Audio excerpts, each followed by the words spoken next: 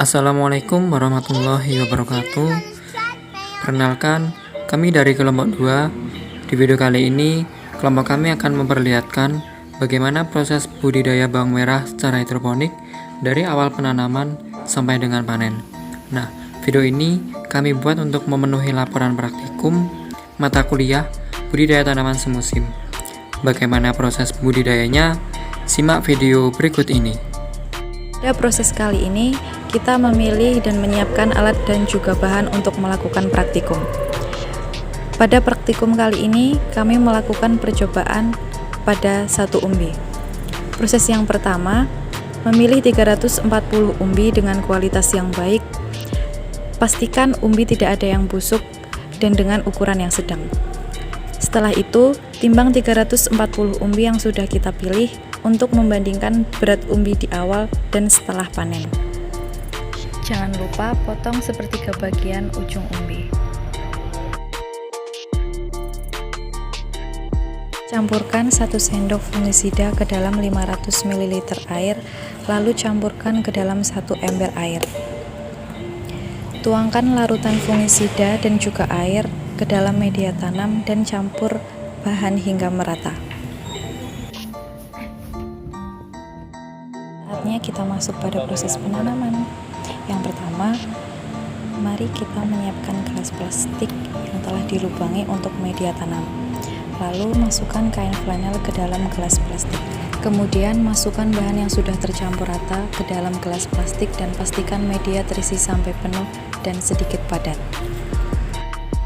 Bawa gelas plastik yang telah diisi media, lalu pasangkan pada paralon hidroponik. Tanam bawang merah di tengah media, tetapkan jangan terlalu dalam.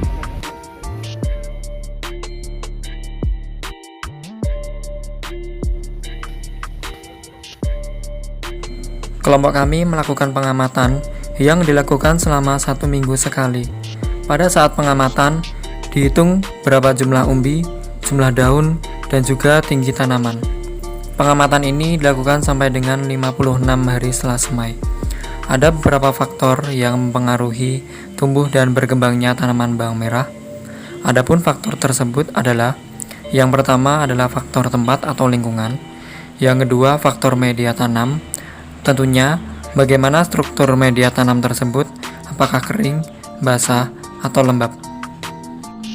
Kemudian faktor suhu, faktor pH atau kadar air dengan tingkat 5,6 sampai 6,8. Jadi apabila semakin asam, maka akan semakin baik.